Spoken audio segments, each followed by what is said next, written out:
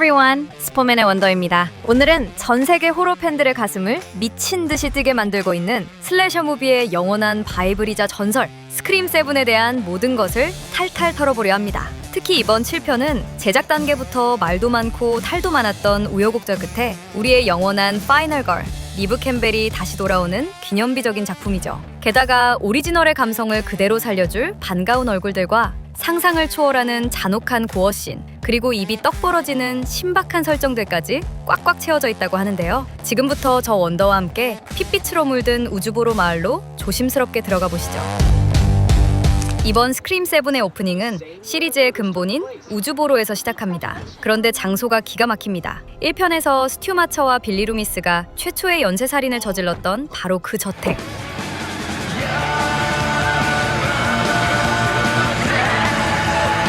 심지어 이 집은 5편의 엠버와 리치의 살인사건까지 모두 테마로 꾸며놓은 고스트페이스 테마 에어비앤비로 개조되어 있습니다. 호러 매니아인 스컷과 기괴한 분위기에 겁을 먹은 메디슨 커플이 이곳을 방문하는데 It's got a motion sensor. 집주인 행세를 하는 고스트페이스의 전화 퀴즈가 시작됩니다. It's time to play a game. Scary movie trivia. 3 questions. Get one wrong and you die. 장난인 줄 알았던 메디슨의 눈앞에 진짜 고스트페이스가 나타나 스콧의 두개골에 칼을 박아버리고 메디슨 역시 쫓고 쫓기는 추격전 끝에 끔찍한 죽음을 맞이하며 영화는 강렬하게 포문을 엽니다. 한편 지옥 같았던 과거를 뒤로하고 경찰 남편 마크, 딸 테이턴과 함께 조용한 삶을 살고 있던 우리의 영원한 생존자 시드니 프레스콧. 하지만 평화도 잠시. 카페 매니저로 일하던 시드니에게 또다시 그 지긋지긋한 고스트페이스의 전화가 걸려옵니다. 그런데 이번엔 뭔가 다릅니다. 전화기 너머의 목소리는 자신이 과거 머리에 TV를 맞고도 살아남은 1편의 공범 스튜라고 주장합니다. 심지어 영상통화 속 남자는 나이가 들고 흉터 가득한 스튜의 얼굴을 하고 있었죠. 이후 딸 테이텀의 학교 연극 무대에서 와이어에 매달린 친구 한나가 끔찍하게 살해당하는 사건이 벌어지고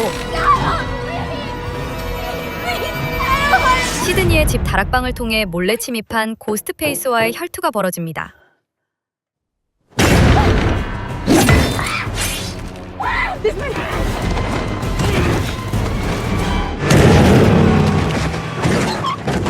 시드니는 다시 한번 팬들을 굴리던 앙숙이자 전우 게이 웨더스와 재회하고 이번 연쇄살인마가 AI 딥페이크 기술을 이용해 과거의 살인마들인 스튜, 낸시 루미스, 로만 브리저 등의 얼굴과 목소리를 완벽하게 모방하여 시드니를 정신적으로 옥죄고 있다는 사실을 알아냅니다.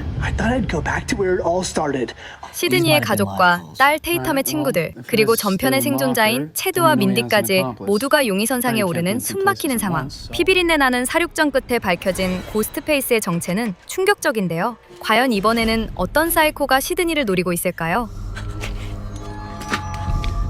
스토리를 훑어보기만 해도 벌써 심장이 쫄깃해지는데요. 이번 스크림 7이 유독 특별하고 팬들을 미치게 만드는 흥미 포인트 5가지를 콕 집어드리겠습니다. 먼저 스크림 시리즈의 심장이자 알파와 오메가, 리브 캠벨의 컴백입니다. 사실 6편 당시 스튜디오와의 뼈아픈 출연료 갈등 문제로 시리즈 사상 최초로 시드니가 불참하는 초유의 사태가 있었죠. 하지만 새롭게 시리즈를 이끌던 주연 제나 오르테가와 멜리사 바레라가 연이어 하차하면서 위기를 맞은 제작진이 결국 원조 여왕님을 다시 모셔왔습니다. 시드니가 없는 스크림은 홍철 없는 홍철팀 아니겠습니까? 돌아와줘서 고마워요 시드니.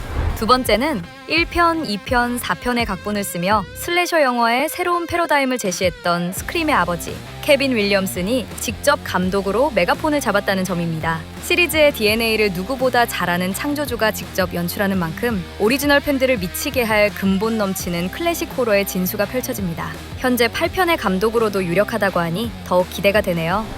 그리고 세 번째, 강력한 고어씬입니다. 이번 7편 팝콘 드시면서 보려면 비위 단단히 잡으셔야 합니다. 오프닝에서 칼이 두개골을 관통하는 씬부터 시작해서 학교 연극 무대에서 와이어에 매달린 채 내장이 쏟아지는 살해씬, 생맥주 탭에 머리가 꽂히는 씬까지 전작들보다 훨씬 노골적이고 수위 높은 잔혹한 사륙전이 러닝타임 내내 쉴 틈 없이 몰아칩니다. 다음은 전작에 대한 향수 가득한 장면들입니다. 시리즈 팬들이라면 눈물 흘릴 오마주들이 가득합니다. 테이텀의 방에 남자친구가 들어오는 장면은 1편에서 빌리가 창문으로 넘어오던 그 상징적인 씬을 완벽하게 재현했습니다. 학교 연극 무대가 살인 장소로 쓰인 것은 2편을 여러모로 연상시키죠. 무엇보다 딸의 이름인 테이텀은 1편에서 차고 문에 끼어 끔찍하게 죽은 시드니의 절친의 이름을 그대로 따왔다는 점에서 팬들의 가슴을 뭉클하게 만듭니다. 마지막 포인트는 단순히 칼을 휘두르는 살인마를 넘어 현대기술인 AI 딥페이크를 공포의 도구로 활용했다는 점입니다. 1편의 스튜, 2편의 낸시 루미스, 3편의 로만, 그리고 세상을 떠난 듀이까지 과거의 기억들이 딥페이크 영상으로 시드니의 멘탈을 뒤흔드는 설정은 프랜차이즈의 역사를 존중하면서도 현대적인 트렌드를 완벽하게 접목시킨 신의 한 수였습니다. 캐스팅도 화제죠. 이번 작품은 오리지널 멤버들과 새로운 피가 절묘하게 섞인 캐스팅 뷔페라고 할 수 있습니다. 먼저 원조 콤비 니브 캠벨과 코트니 콕스의 찰진 티키타카는 명불허전입니다. 세월이 흘러도 변치 않는 앙수 케미가 극의 중심을 든든하게 잡아주죠. 시드니의 남편 마크 에반스 역에는 조엘 맥케일이 합류했습니다. 원래 3편의 형사였던 패트릭 댐시가 유력했지만 조엘이 최종 낙점되었네요. 5편부터 시리즈의 새로운 활력소가 된 코어4의 남매 제스민 사보이 브라운과 메이슨 구딩도 어김없이 등장합니다. 이 남매는 매 편마다 칼에 찔리고 배가 베이는 중상을 입으면서도 불사조처럼 살아남는 끈질긴 생명력을 보여주는데요. 다만 이번 편에서도 또다시 다치고 실려나가는 패턴이 반복되다 보니 조금은 소모적인 캐릭터로 전락하는 건 아닌지 아쉬움이 남습니다. 새로운 얼굴 중 눈에 띄는 배우는 역시 딸 테이텀 역의 이사벨 메이입니다. 시드니의 강인한 투사 DNA를 그대로 물려받아 차세대 파이널걸의 면모를 확실하게 보여주었죠. 테이텀의 친구 한나 역을 맡은 맥케나 그레이스의 캐스팅도 흥미롭습니다. 보통 이런 비주얼 톱스타급 아역 배우는 오프닝 희생양으로 소모되는 경우가 많은데 이번엔 극 중반부의 가장 충격적인 살해씬을 담당하며 묵직한 임팩트를 남겼습니다. 아마존 드라마 젠V에서 정신질환 초능력자로 인상 깊은 연기를 펼쳤던 아사저머는 여기서도 특유의 소름 끼치고 기괴한 분위기를 풍기며 관객들의 의심을 샀죠.